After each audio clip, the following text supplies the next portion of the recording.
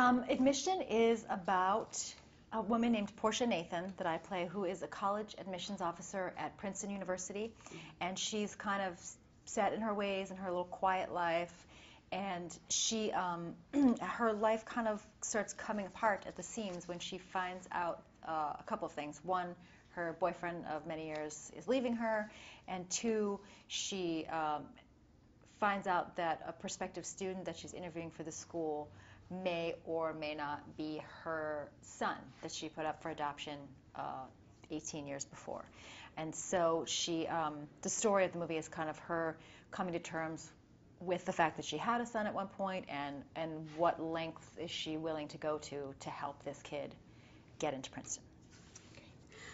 You're very selective when it comes to choosing roles. What specifically appealed to you about Portia?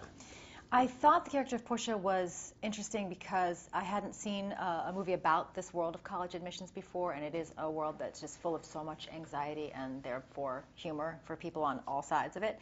I also liked that she's an adult, and she is intelligent, and at the same time she still has this kind of huge, explosive, emotional thing happen in her life.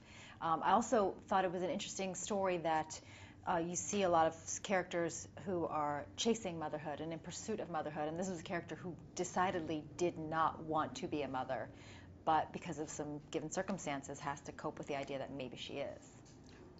What is your personal take on the whole motherhood thing?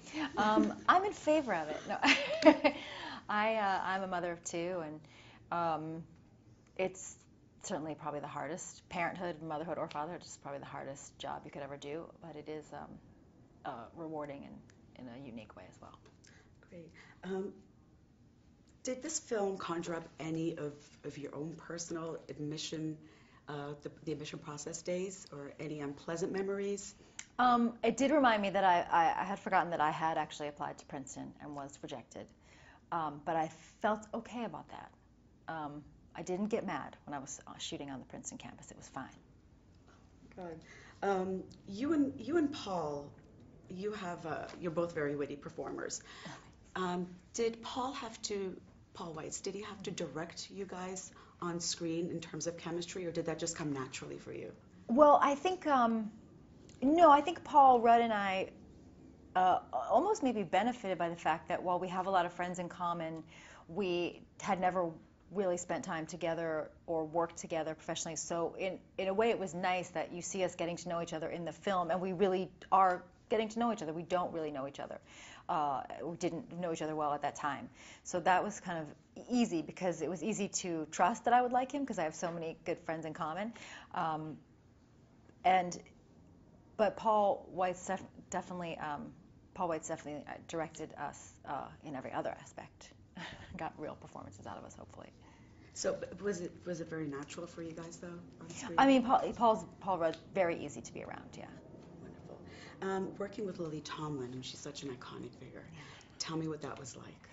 It was, just a dream come true for me because I've been a fan of Lily's for a long time, and to be able to be in a scene with her, even in particular to be in a dramatic scene with her, and that was actually sort of hard for me. I had one scene where I had to just enter the house and enter the scene just screaming angrily at her, and that was probably the hardest thing for me because I have nothing but affection for Lily in real life, but she just gives you so much. She's just so present and listening in a way that some actors are kind of just do the thing that they planned for the camera, and she's just really in the moment with the other actors in a way that's really splendid.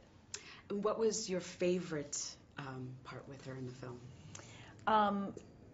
My favorite moment of hers, that's kind of her, it's the end of a scene with the two of us, but it's a moment that really made me laugh that she came up with was I have this moment where I come into her early in the morning and she's asleep on a couch, and she's just had a sort of one-night stand with this older male professor, and I'm trying to tell her something really, really important, and she's not in the mood to hear it, and says like, "Oh, honey, just come back, go take a nap, we'll talk about it later." And then she just kind of reaches under herself and pulls a wrench out from the cushions on the couch that she's been sleeping on, which I thought was a really, really funny touch, given her character in the movie.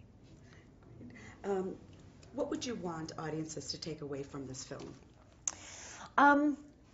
Hopefully they'll find the story moving, because I think the story is moving in terms of that you really feel for Portia and for this kid Jeremiah, and you sort of want the best for them, and hopefully, you know, how the movie ends is not entirely what you expected, but still satisfying.